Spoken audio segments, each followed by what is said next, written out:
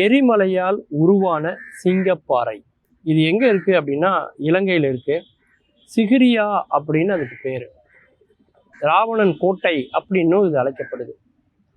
மாத்தளை மாவட்டத்தில் சிகிரியாங்கிற ஒரு கிராமத்தில் அமைந்திருக்கிறது இந்த மலை. பல ஆயிரம் கோடி ஆண்டுகளுக்கு முன்னாடி இங்கே ஒரு எரிமலை வெடித்து அதிலிருந்து வெளிவந்த லாவா குழம்புகள் கக்கி அது இறுகி இப்படி ஒரு பாறையாக இருக்கலாம் அப்படின்னு சொல்லப்படுது.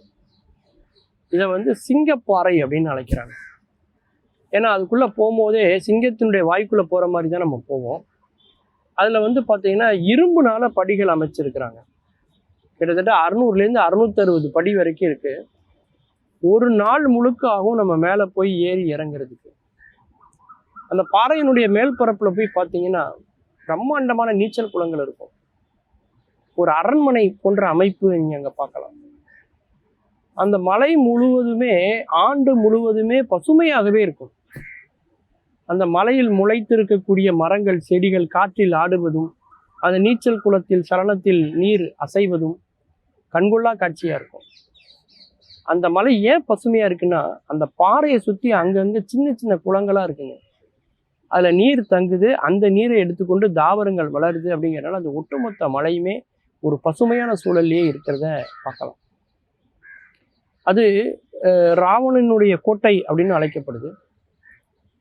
அது பார்த்தீங்கன்னா ரொம்ப கடினமான பாறைகளால் ஆன ஒன்று. அதனால யுனெஸ்கோ அதை உலக பாரம்பரிய சின்னமாக அவங்க அறிவிச்சிருக்கிறாங்க. இலங்கையினுடைய சுற்றுலா தலங்களில் மிக முக்கியமான சுற்றுலா தலமாக இருப்பது எது அப்படின்னா அந்த மாத்தளையில் உள்ள சிகிரியா மலைன்னு சொல்லக்கூடிய சிங்கமலை ராவண கோட்டை அப்படின்னு நம்ம சொல்லலாம். ஒரு குறிப்பிட்ட காலத்துக்கு அப்புறம் பார்த்தீங்கன்னா அங்கே புத்தருக்கான அடையாளங்கள் வருது.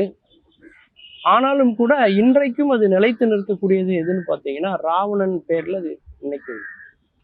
ராமாயணம் ஒரு இதிகாசமாக இருந்தாலும் கூட இதிஹாசம் அப்படின்னு என்றால் இது இப்படி நடந்தது என்ற அர்த்தம். ஆனாலும் கூட அதற்கான ஆதாரங்களை இன்னைக்கும் நம்ம இலங்கையில் பல இடங்கள்ல பார்க்கலாம். அனுமன் காலடி வைத்த இடம் என்று சொல்லி சீதாதேவியினுடைய கோயில் என்று அங்கே ஒன்று இருக்கிறது. அதே போல இலங்கைக்கு அனுமன் போகிற அந்த பாதையை நீங்கள் வான்பரப்பில் இலங்கைக்கு நீங்கள் போகும்போது விமானத்தின் வழியாக போகும்பொழுது கடல்ல குறிப்பிட்ட பகுதியை தாண்டி போகும்போது பார்த்தீங்கன்னா அந்த கோடு அப்படியே தெரியும். தனுஷ்கோடியிலிருந்து இங்கே தலைமன்னார்னு சொல்லக்கூடிய இந்த பகுதியை இணைக்கக்கூடிய அந்த இடத்துல பார்த்தீங்கன்னா ராமருக்காக அந்த குரங்குகள்னு சொல்லக்கூடிய வானரங்கள் கட்டிய அந்த பாலத்தை நம்ம பார்க்கலாம். ஆடம் பிரிட்ஜ் அப்படின்னு அதை இன்னைக்கு வர்ணிக்கிறாங்க. அது மட்டும் இல்லாமல் ராமாயணத்தில் சொல்லப்பட்ட பல சம்பவங்கள் இலங்கையோடு தொடர்புடைய பல இடங்கள்ல பார்த்தீங்கன்னா அந்த கடற்கரைகளில் அந்த கோயில்களில் அந்த கல்வெட்டுகளில் அப்படின்னு பல இடங்கள்ல நம்ம அதை பார்க்க முடியும். அப்படி இலங்கையில் உள்ள மிக முக்கியமான ஒரு இடம். நீங்கள் கொழும்பு போனீங்கன்னா கொழும்புலேருந்து நூரலியா போய் ஹட்டன் போய் அப்படியே அந்த அந்த இயற்கை எழில் சூழ்ந்த அந்த மலை பிரதேசங்களெல்லாம் சுற்றி பார்க்கும்போது கண்டி கதிர்காமம்னு சொல்லுவாங்க. கண்டி வேற கதிர்காமம் வேற, தள்ளி தள்ளி தான் இருக்கும். அனுராதபுரம் அந்த மாதிரி இலங்கையினுடைய மத்தியில் உள்ள பகுதியெல்லாம் பார்த்துட்டு வந்தீங்கன்னா பார்க்க வேண்டிய மிக முக்கியமான இடம் இந்த இடம். அங்கே ஹலுத முல்லை அப்படின்னு ஒரு இடம் கூட இருக்கு. அதே மாதிரி அங்கே இருக்கக்கூடிய விக்டோரியா மகாராணியினுடைய பூங்கா அந்த நுவரெலியான்னு சொல்லுவாங்க. ஒரு நம்ம ஊரில் எப்படி ஊட்டி கொடைக்கானல் இருக்கோ அது மாதிரி இருக்கும். மினி சுவிட்சர்லாண்டு என்று அழைக்கப்படக்கூடிய ஹட்டன் போன்ற பகுதிகள் இதெல்லாம் இயற்கை எழில் சூழ்ந்த பகுதியாக இருந்தாலும் கூட இந்த சிகிரியாங்கிறது இயற்கை எழில் சூழ்ந்தது மட்டும் இல்லாமல் ஒரு வரலாற்று சிறப்புமிக்க ஒன்றாகவும் அது இருக்கிறத பார்க்க முடியுது. அந்த மலைக்கே சிங்கப்பாறை அப்படின்னு பேர் கொடுத்துருக்காங்கன்னா அது எவ்வளோ பிரம்மாண்டமாக இருக்குன்னு யோசிச்சு பாருங்க.